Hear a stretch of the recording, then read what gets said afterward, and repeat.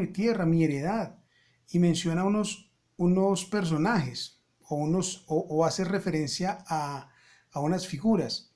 Menciona aves de rapiña y dice que las aves de rapiña y que en el versículo 9 del capítulo 12 y en el versículo 10 que los pastores, aves de rapiña y pastores, dos figuras, han desolado la tierra, le han quitado la heredad. Esas aves de rapiña y esos pastores están haciendo mención o simbología a los pueblos extranjeros que están llegando y que les están invadiendo y que les están quitando toda su heredad y todas sus tierras. Lo que vemos ahí en el capítulo 12, cuando Jeremías usa esos símbolos, es algo que se conoce en la literatura como la alegoría. Ahí en el documento está explicado que es una alegoría. Y él usa estas alegorías, eran muy comunes y muy populares en lo que nosotros conocemos como parábolas. Cuando empezamos a leer el capítulo 13, nos encontramos que es la continuidad de ese capítulo 12. Continúa el diálogo. En el capítulo 12 se está hablando de los pueblos extranjeros, qué va a pasar con ellos. Es interesante cómo termina, ¿no? Diciendo que si se arrepienten y entienden la ley del Señor y cambian su vida, Dios los va a perdonar, si se arrepienten. En el capítulo 13 viene el diálogo, pero ya no es enfocado en los pueblos extranjeros, sino en el pueblo de Judá. Entonces es la continuidad de ese relato que usa de símbolos para representar, en este caso, lo que está pasando con el pueblo y con los pueblos extranjeros. En el capítulo 13 pues hay varios símbolos. Bueno, realmente hay dos símbolos muy importantes. El primero es el ciño, un ciño que yo lo escribo ahí en el documento para que ustedes lo lean. Ese ciño se pone, es un ciño, es un cinto, perdón, un cinto, es un cinto, dije un ciño. Es un cinto que se ciñe, un cinto que se ciñe al cuerpo.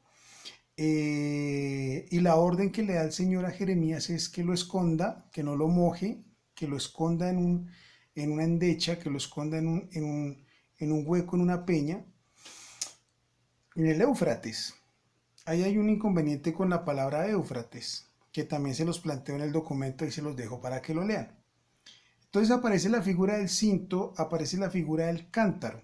Son dos figuras retóricas, o dos figuras más que retóricas, como se los dije hace un rato, alegóricas. El cinto y el cántaro. Se está representando al pueblo con la figura del cinto. Le dice el Señor a Jeremías, ciñete el cinto. Jeremías se lo ciñe y es la imagen de Dios ciñéndose a su pueblo, llevándolo. El cinto era una pieza que se usaba como ropa interior, por eso va adherida al cuerpo. Lo que el Señor le muestra al pueblo a través de Jeremías es que el pueblo es ese cinto bonito que Dios tenía preparado, que lo tenía en su intimidad, que lo llevaba con él, pero que se pudrió en el camino. Eso está en el documento para que lo lean. Eh, Ustedes van a decir, ay, pero todo está en el documento. Bueno, prácticamente sí. Lo que estoy haciendo con el video es como haciendo una visión general de lo que van a encontrar allí. Luego van a encontrar la señal de las tinajas. Tiene que ver con la embriaguez, con el vino. Tiene que ver con la discordia y con la ruptura. Sí, es la segunda parte que encontramos en los versículos 12 al 14. La discordia que viene del vino, pero lo que simboliza la tinaja, que en la palabra hebrea puede ser una vasija de barro o puede ser también una bota de cuero. Eso también puede ser dentro del contexto de la palabra hebrea que se pone allí. Y yo les escribo allí cuál sería una posible interpretación, siendo que sea vasija o siendo que sea bota de cuero. Al final vienen las reclamaciones que han sido constantes en todo el libro del Señor. A partir del versículo 15, las reclamaciones hacia el pueblo, lo mismo, se repite y se dan las razones de por qué el pueblo no sale ni va a salir de este juicio, ya ha sido por su terquedad, por su necedad. ¿Qué quiero yo de pronto mostrar un poquito acá? Y es lo que se menciona en el capítulo 13, versículo 18. Dice así: di al rey y a la reina, humillaos, sentaos en tierra, porque la corona de vuestra gloria ha caído de vuestras cabezas. ¿Quiénes son ese rey y esa reina? Inicialmente uno puede pensar que son marido y mujer, le está hablando a una pareja de monarcas. Sin embargo, lo más posible es que, como estamos en la época de Joaquín, ¿se acuerdan? En la época de estos reyes, Josías, Joaquín, que él lo dice al comienzo del libro, en el segundo libro de los Reyes, en el capítulo 24, a partir del versículo 8, ustedes van a encontrar al rey Joaquín y a la mamá. ¿Cómo era el cambio monárquico en esos tiempos? Cuando el rey moría, su esposa quedaba reinando. Su hijo subía al trono, pero quedaban la reina madre y el hijo como rey.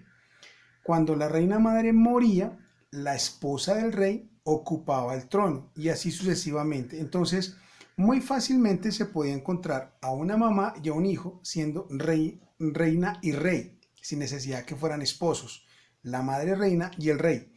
Aquí encontramos una figura de una madre reina y un rey, que cuando leemos su historia en el capítulo 24 del segundo libro de los Reyes, son una madre reina y un rey que no hacen las cosas bien delante del Señor.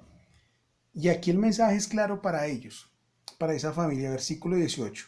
Di al rey y a la reina humillados, sentados en tierra, porque la corona de vuestra gloria ha caído de vuestras cabezas.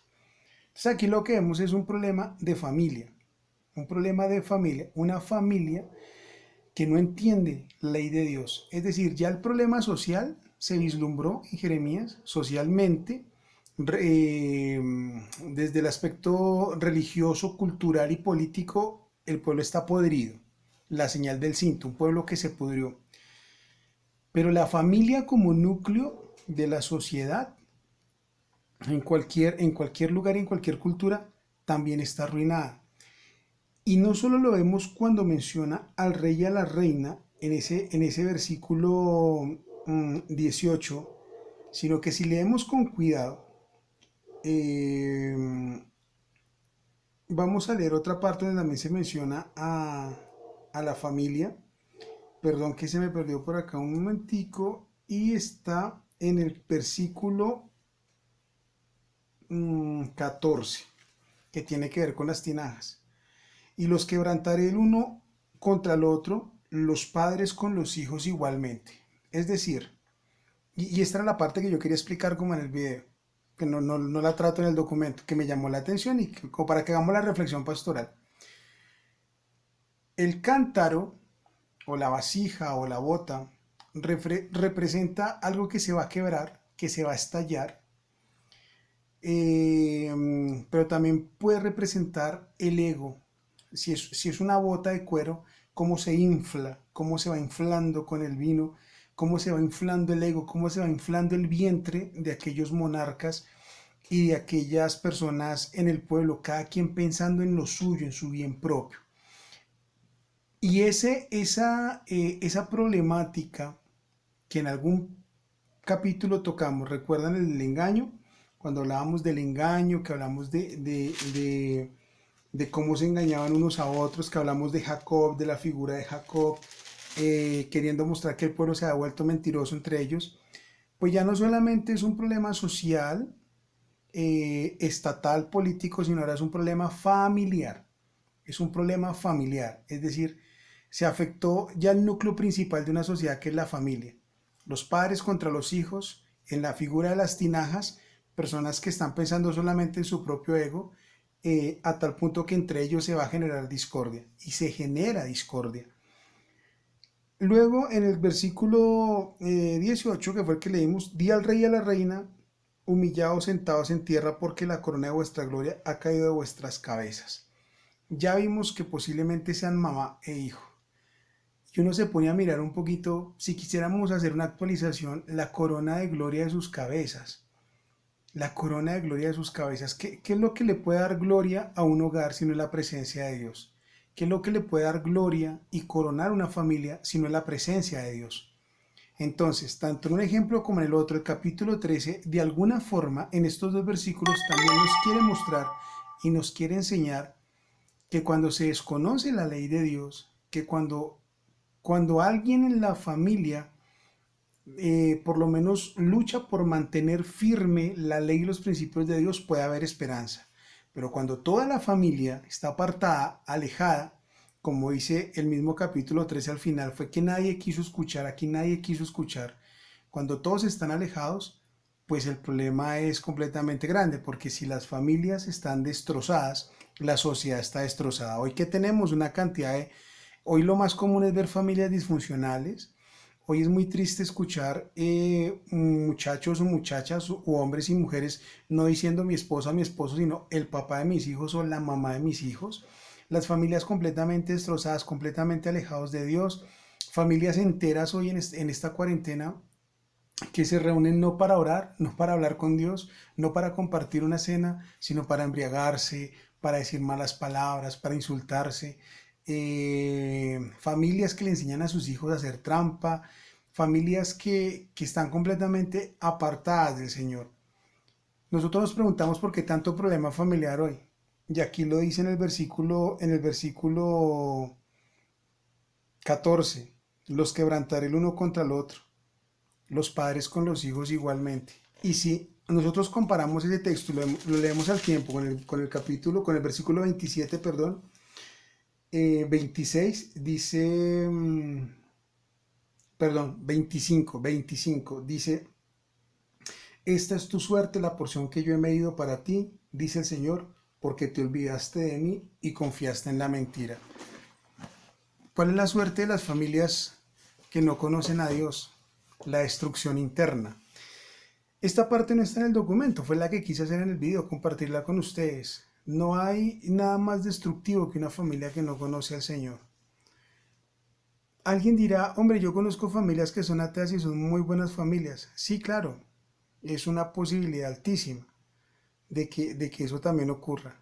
Sin embargo, la garantía está en que Dios esté presente. Porque si Dios no está presente, a cualquier momento la bota, que viene el símbolo de la bota, se puede explotar. La vasija se puede quebrar y vendrán los conflictos los unos con los otros. Si Dios está presente no quiere decir que no haya conflictos, pero quiere decir que por lo menos está la esperanza gigantesca que Él toma el control de la situación y puede ayudar. Y esto pues se los quiero dejar como una reflexión más pastoral, más personal. Cualquier inconveniente con familias, ustedes en su familia, pues hombre, inviten a Dios a estar ahí en el centro de su hogar. Escúchenlo. O mejor, invitémoslo y escuchémoslo. Qué nos quiere decir? Y para ustedes, si hay alguien de pronto en el curso, joven, jovencita, que esté haciendo el curso y lo esté mirando, y tengo una relación de noviazgo, y esa relación de noviazgo ya se esté pasando a niveles sexuales, piensen en esto, muchachos. Si ustedes están preparados para tener una familia, si están escuchando la voz de Dios que les dice no hagan eso, o si están escuchando sus propias voces que los están empujando al deseo y a la fornicación. Si Dios les dice no hagan eso es porque les quiere evitar un dolor a ustedes y a los posibles hijos que tengan. Porque no hay nada más triste que ver niños hoy que son el producto de un momento de emoción que nunca fueron deseados y nos preguntamos por qué tenemos tanto chino robando en la calle, atracando, raponeando, consumiendo drogas. Es por eso. Entonces me llamó mucho la atención, les dejo esto para la reflexión, que no conocer, no escuchar a Dios, no conocerlo, trae esos conflictos de ruptura desde la familia. Padres e hijos, madres e hijos, aquí no hay distinción. Cuando Dios está lejos del hogar, pues realmente no hay una esperanza para poder continuar. Gracias, esto era todo lo que tenía para compartir de esta parte de Jeremías. Hay muchísimo más por hablar, en el texto hay más cositas y pues ya saben, nos encontramos por la noche para que hagan sus preguntas y sus comentarios y sus aportes. Un abrazo, Dios los bendiga. Chao.